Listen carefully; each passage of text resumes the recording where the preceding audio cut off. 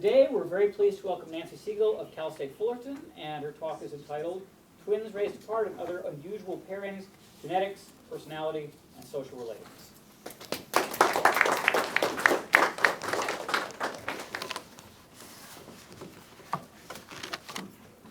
Okay, well, thank you very much. It's a pleasure to be here and to address the members of the center. I'm going to be discussing twins raised apart and other unusual pairings, as long as this doesn't start flipping around here. I'm not sure why that it's doing this, but at any rate, I'll just use these things. So, but with special reference to genetics, personality, and social relatedness. I'm going to draw the data from two different studies, one completed and one that is currently ongoing. And the completed study is the Minnesota study of twins raised apart. I'll be providing a brief overview of that study. I was associated with it for 9 years, 3 as a postdoc and 6 years as a research associate. And just last year, I published a book on the study that overviews the origins, findings, methods, implications, and controversies from that project. And then I'm going to be talking about a study that I've launched probably in the last maybe 3 to 4 years on unrelated individuals who look alike. And these are very, very interesting, very intriguing, and very informative pairings that, in conjunction with the twins raised apart, allow us to assess various evolutionary-based hypotheses related to social relatedness.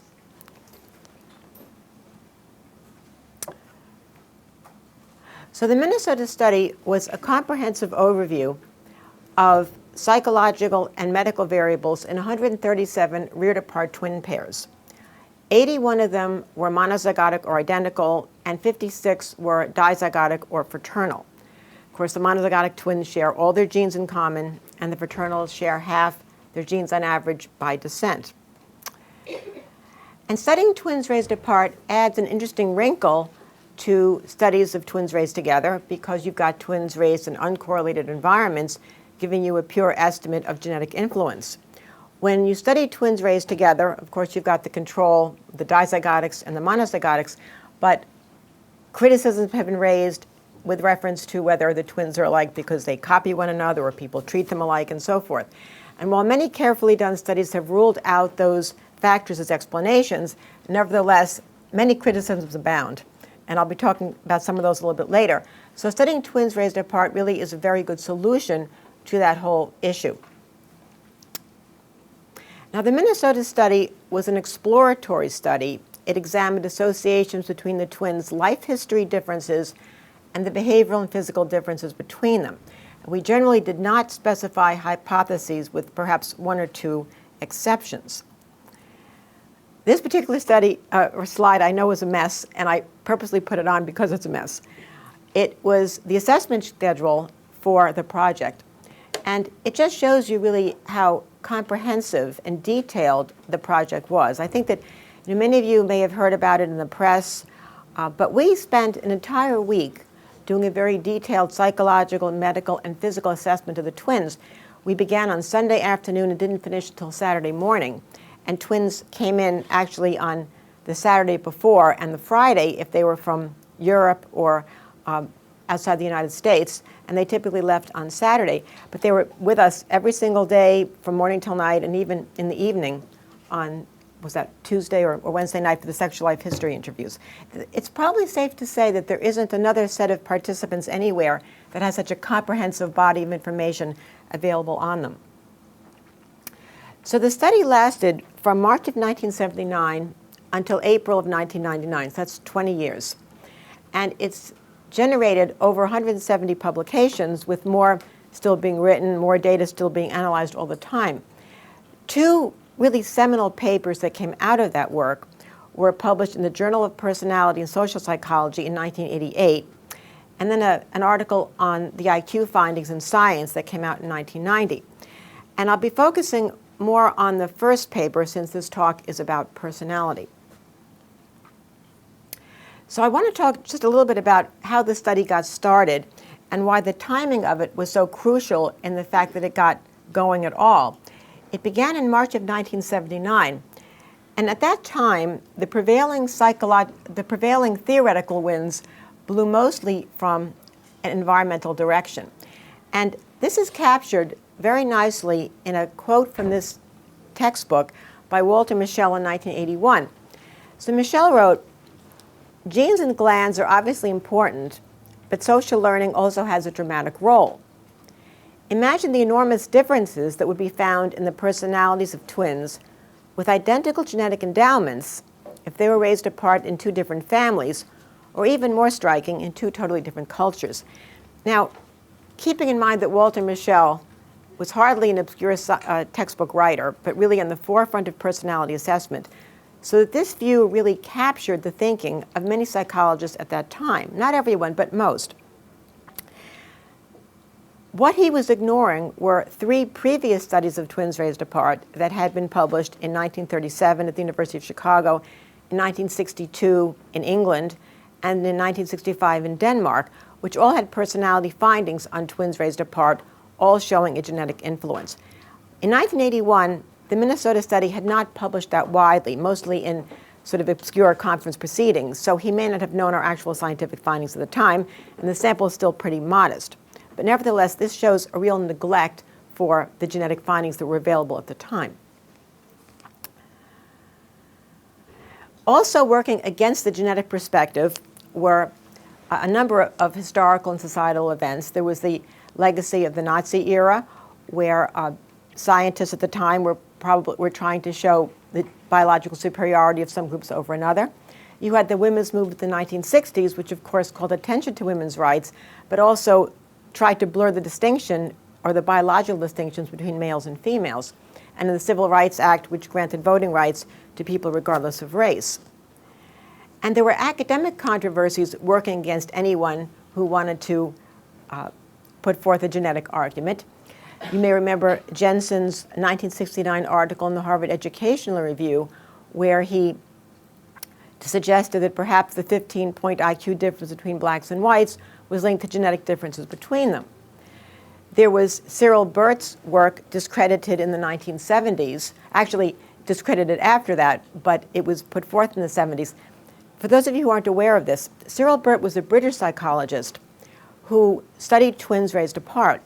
And he published over the years 3 different papers, increasing his sample size each time, but coming up with the same correlation of 0.771. And this oddity was picked up by Professor Leon Kamen from Princeton, who, upon closer examination, couldn't locate Burt's twins and couldn't find the research assistants. And so things began to unravel. And Burt was effectively tried in the press, and so his data had been removed from textbooks. Nobody cites him these days. Not that it matters one iota, because there's plenty of other data to support exactly what he was trying to say. But just a footnote on Burt. 2 historians of science, Fletcher and Jensen, independently analyzed whatever work was available and came to the conclusion that it might have been a clerical error, an oversight, no real intentional fraud. And there was a book published by McIntosh in the early 2000s that came to basically that same conclusion. And then you also had, of course, E.O. Wilson at the AAAS meeting in 1978 in Washington, who Wilson, of course, talked about a biological component to human social behavior and had a bucket of water thrown at him. So anybody in those days who tried to do anything related to genetics and behavior took a great academic risk. Simply wasn't popular. But in the midst of all this, there were other things going on that eventually will explain why the Minnesota study could come into being when it did. And one of them was the Garcia effect in 1966. John Garcia showed that there were certain biological constraints to behavior. That is, that you could train rats to avoid food linked to nausea, but you couldn't train them to avoid food linked to loud noises or to flashing lights. Various gene behavior relationships were being discovered. Phenylketonuria, in 1934, a genetic effect was discovered, but the actual gene wasn't located until 1982. And in 1959, it was known that a third 21st chromosome was linked to Down syndrome. Cognitive psychology was on the rise in the form of computer models for mapping out information processing. Noam Chomsky's view of the biology biological basis of language.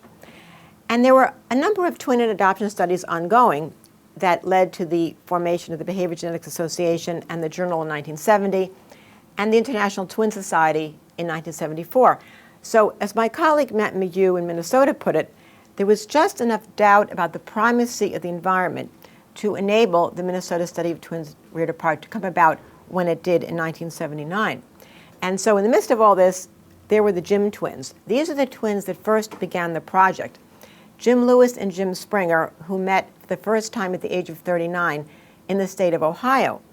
And these particular twins had a long list of similarities that were picked up by the press, ranging from their first wives' names to their interest in woodworking, to their light blue Chevrolets, to their inexplicable weight gain at the same time, and their mixed headache syndromes. So there was a lot of interesting stuff there that really caught the imagination. But Professor Thomas Bouchard at the University of Minnesota was the only psychologist in the country, and even in the world, to go after these twins in a scientific way. And I think that's largely because one took an academic risk if you were going to do work like this. And he took an academic risk for the whole 20 years that the study was in progress. Interestingly, he had talked about organizing a study of twins raised apart, but always wondered how we'd find the twins. And then here, a pair of twins were actually found for him. The University of Minnesota was also the perfect place to do a study like this because it had a long history of individual differences research. So you had members of the faculty such as Irvin Gottesman, well known for studies of twins and schizophrenia, Auke Tellegen, famous for work in personality. You had David Licken, who'd done work on twins and psychophysiology. And you had a medical school right on the campus, which is also unusual. So the stage was really set for the project to take place at this time and at that place. So from the Jim twins to the Minnesota study of twins reared apart, their striking similarities led to considerable press coverage and the identification of new pairs. I should point out that we never, ever did recruitment. We never did. The twins simply came to us. And this slide summarizes the various ways in which they were found. And what I've shown you here are the most direct sources of referral, because many of the self-referrals, in other words, twins who wrote us letters or called us on the phone, there was no email in those days, they might have read about the study from media reports. But then there were some twins we found directly from media reports. And we also found them through adoption services who might have been aware of the study. Previous twin participants would let other ones know, and then various other ways. So we did no recruitment whatsoever. And I guess what that means is that we really didn't have a sample. We had what we call a collection of cases, even though I'm going to use the word sample from time to time, but it was not a systematically gathered sample. So that's something to keep in mind. The twins were studied at about the age of 42 on average, as young as 11 and as old as 77. You'll notice the dizygotic twins were older than the monozygotic twins, and what's consistent with that is that their age of reunion was later, about 10 years later than the monozygotics. And I suspect that's because it's harder for dizygotic twins to find one another. Monozygotic twins can be confused for one another, and about 25% of our twins met through mistaken identity. But dizygotic twins are not confused, with one exception that I'll show you. So they have to know that they're a twin in order to launch a search. Some monozygotic twins met through mistaken identity had no idea they were twins. Okay? So that's why I think we had so many more monozygotics and why we studied them at earlier ages. Okay, so just a couple of pairs of twins that I want to show you. So these are Jerry and Mark, the fireman twins. And they met at the age of 31. It was a kind of mistaken identity meeting, but not really, because you can see that Jerry over here is a lot slimmer than Mark. It was about an 80, 90 pound difference. But they were both volunteer firemen, and he was at a volunteer firemen's convention, but his twin brother wasn't. But his twin brother's friends were, and noticed the similarities, knowing he was not their friend, but seeing the similarities. And eventually brought them together in kind of an odd way. It was kind of a joke. They brought them together at one of the firehouses, and it turned out they were twins. They both had this penchant for Budweiser beer, which they held with a pinky finger underneath. and both wore big belt buckles with keys dangling at the side. I mean, that's exactly how they presented themselves. And, you know, there are no genes for wearing belts or keys and all this sort of stuff. But the fact that we saw these kinds of similarities in identicals and not in fraternals suggests that at some level there may be genetic influences on these kinds of behaviors, which explain all of our personal quirks as well. This is probably one of the most interesting pairs, and the pair that had the most different rearing situations. Jack and Oscar were born in 1933 in Trinidad to a couple. The wife was a German woman from Germany, but Catholic, and her husband was from Romania and Jewish. And when the marriage soured, the boys were 6 months old, Jack remained with his Jewish father in Trinidad, and the mother took Oscar and an older sister back with her to Nazi Germany. So Jack was raised Jewish all his life. Oscar was raised Catholic in Nazi Germany and in the Hitler Youth. Now, when the press learned about this pair, they touted it as Nazi and Jew meet, and that was really not quite the case, because Oscar was hardly a Nazi. He was 12 years old when the war ended, and he looked at the Hitler Youth as a chance for getting out of church and playing sports. But nevertheless, both of them were fascinating in that they were raised in places where they had to really watch out for their identity. So Jack was afraid that somebody would notice his German roots when he was in British-controlled Trinidad, so he became very pro-British. And Oscar became very pro-German because he was afraid somebody would notice his Jewish roots. And when they met at 20, they met very briefly at 20 in Germany. It was a very cold reunion because they had very different political and historical understandings. And they probably would not have met again if it had been for the study, where they're willing to take one more shot at their relationship. And they did, and they had this amazingly interesting love-hate relationship for about 7 years until Oscar's death.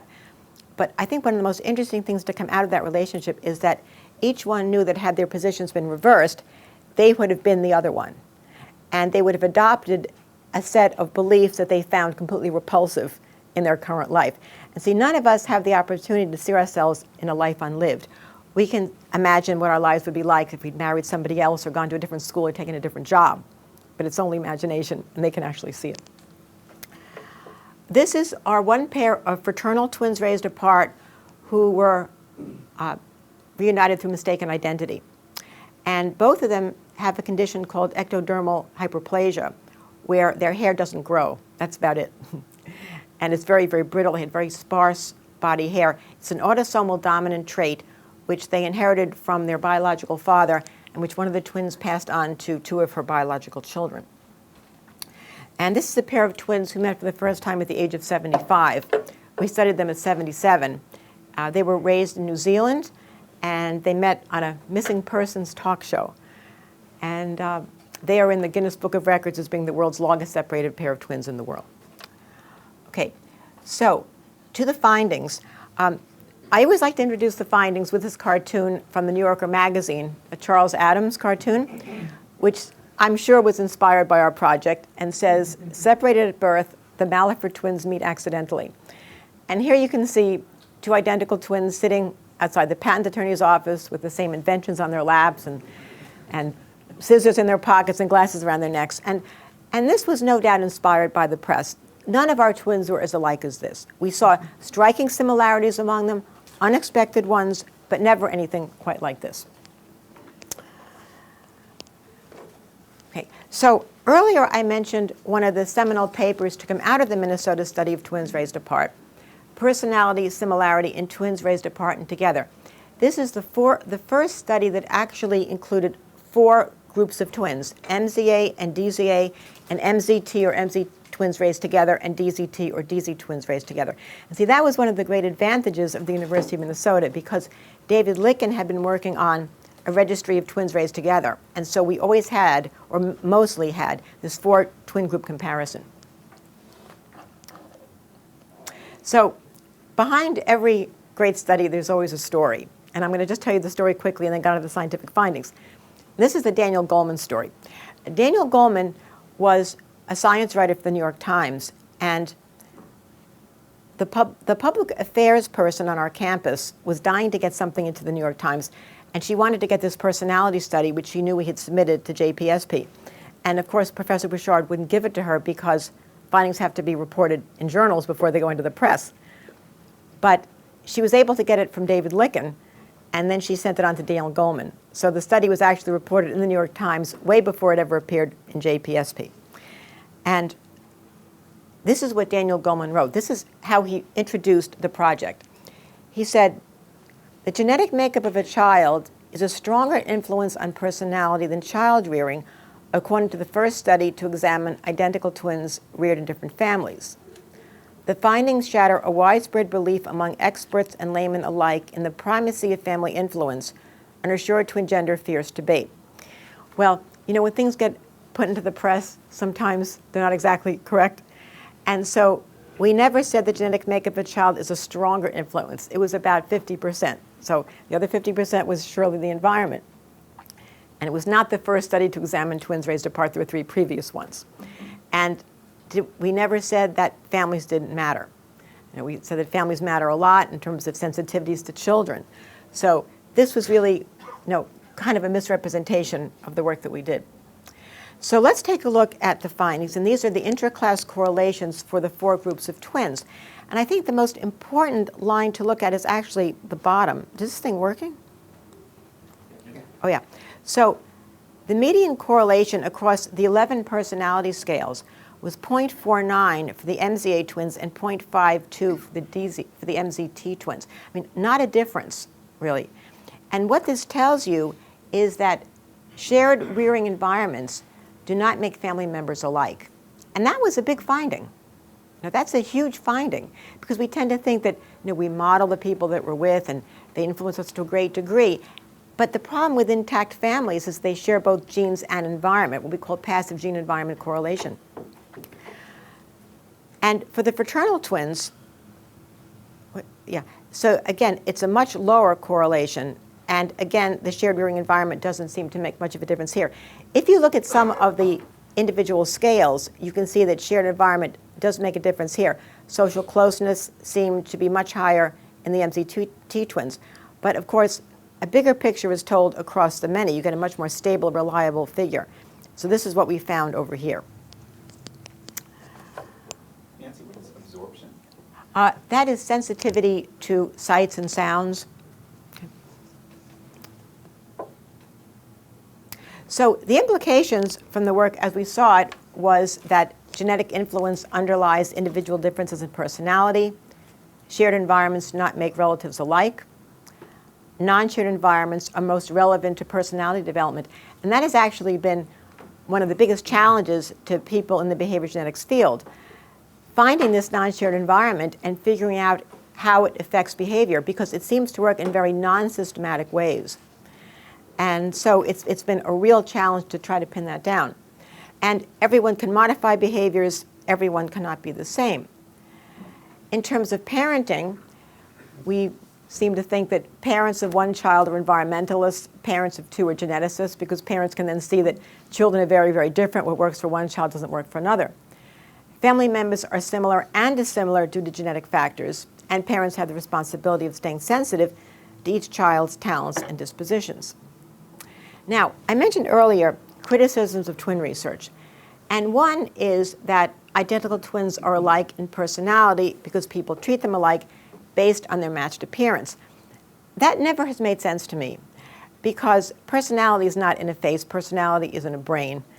And it disregards the whole idea of what we call evocative gene behavior correlation, the idea that people react to you in terms of your behavior. And so if identical twins are treated alike, it's because they elicit similar responses from people.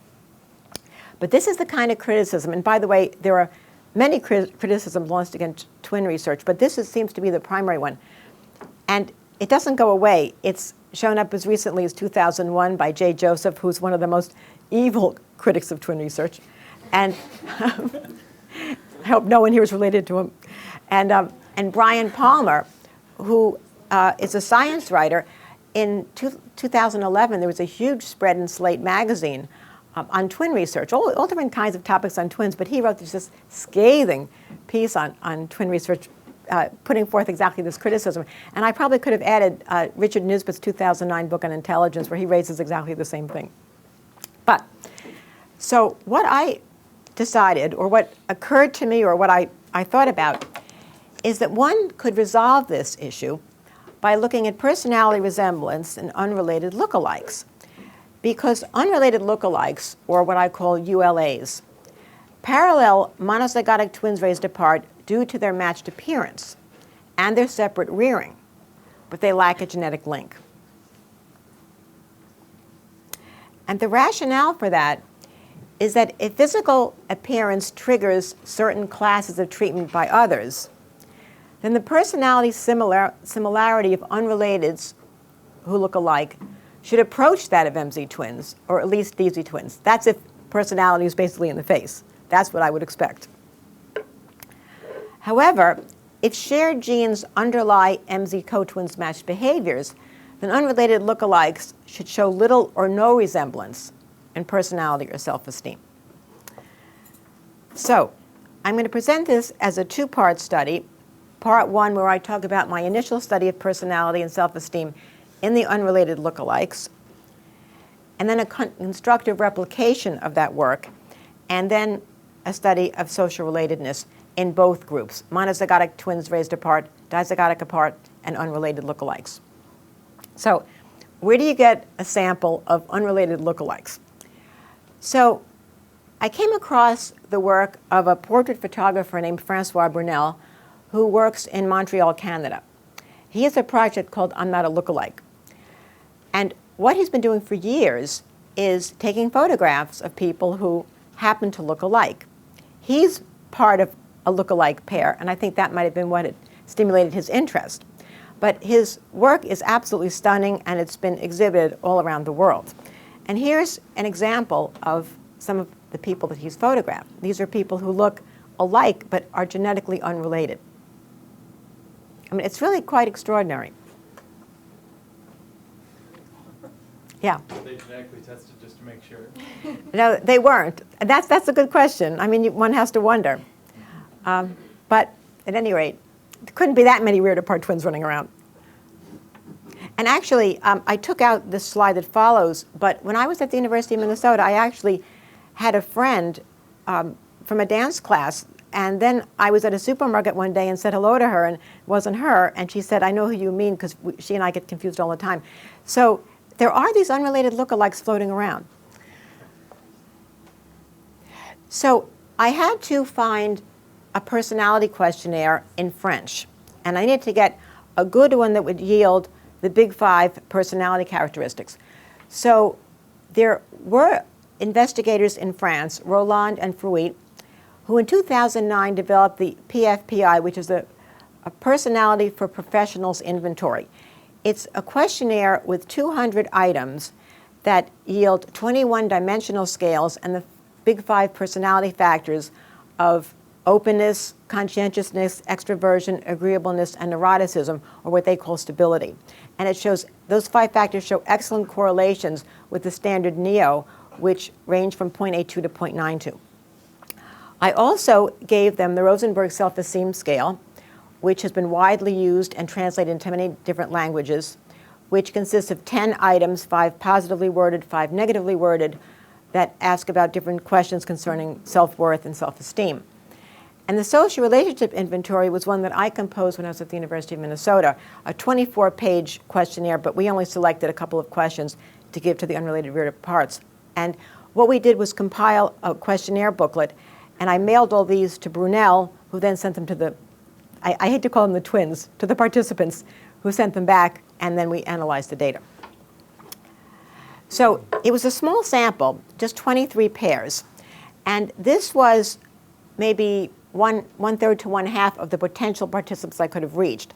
But I'm going to come back to that point in a minute, because I think that having this select sample is actually a good thing. So 23 pairs, about half were female-female pairs.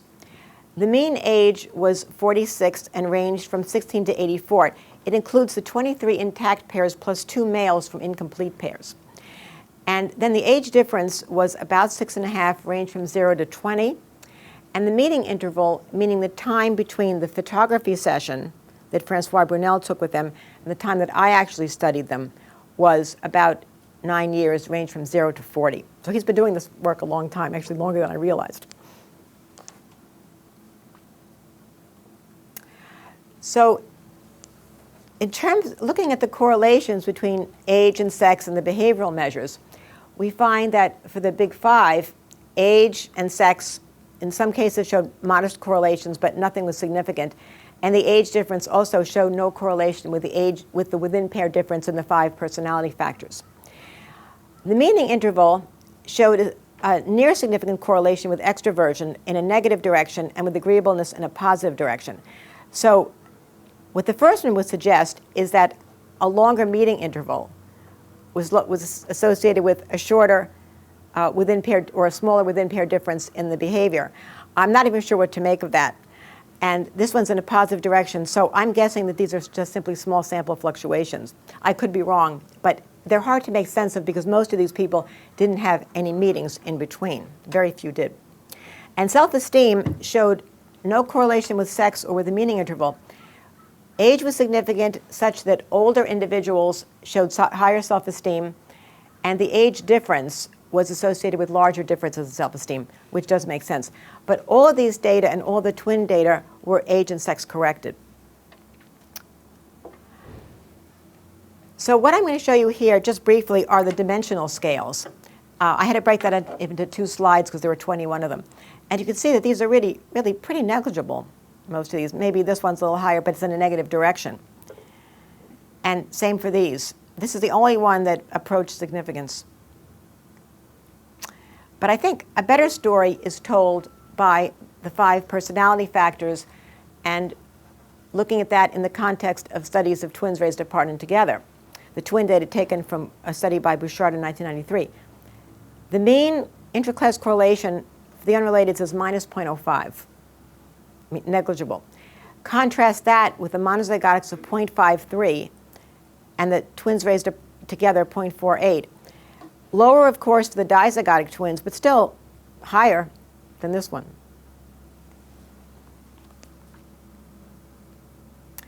Now, last April, when I was at the International Twin Congress in Florence, I gave this talk, and afterwards, one of the members in the audience came up to me, a researcher from the University of Bonn, and he said to me, "You're not going to believe this, but when I was in Montreal a few years ago, I also contacted Francois Brunel, and I was interested in studying his personality similarity in those people." And he said, "I expected them to be very much alike. So I have data on 26 pairs, and they weren't alike, so I never published it." So I said, "Why don't you send me your data?" And he did.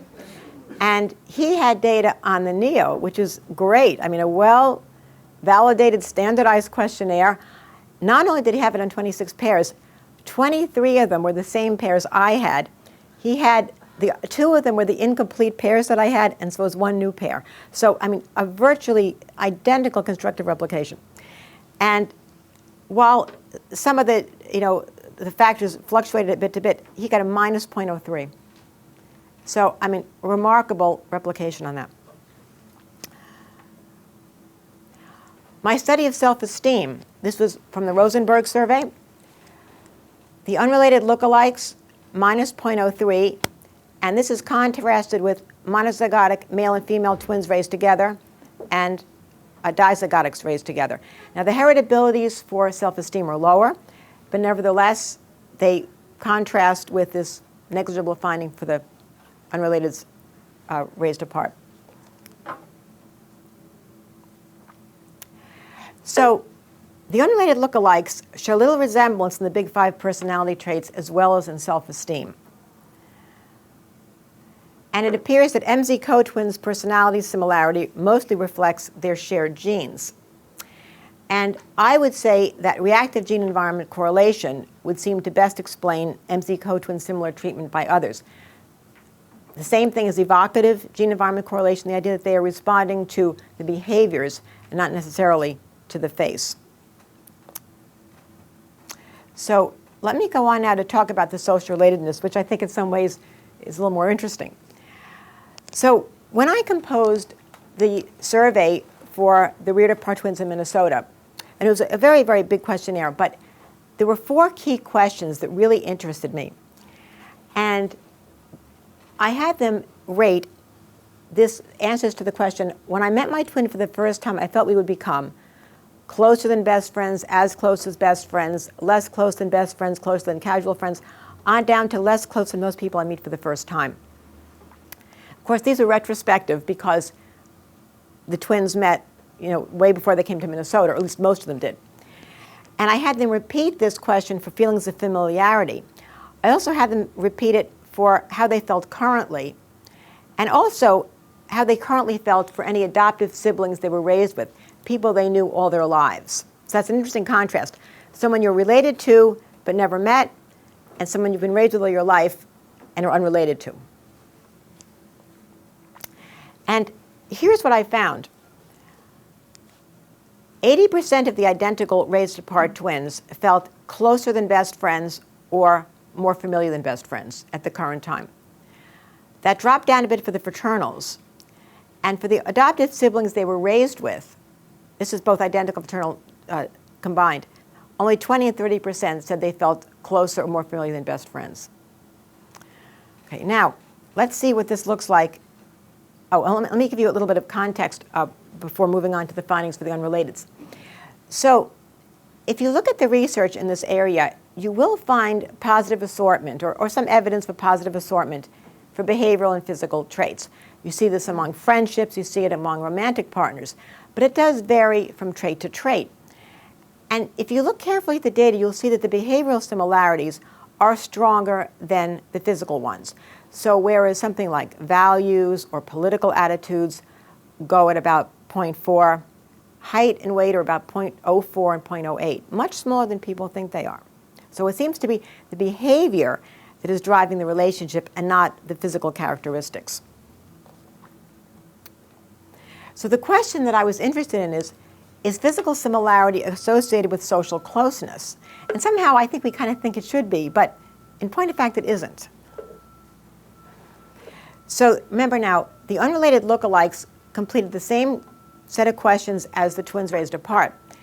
And what I did was I collapsed the 6 ratings into the first 2, 3 and 4, 5 and 6.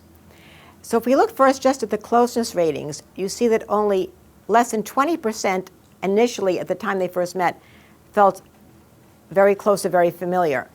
And it went up a little bit for the current way. Same for familiarity. Very little in the beginning and very little currently. Interesting is that the biggest shift occurred from the somewhat familiar to the not close.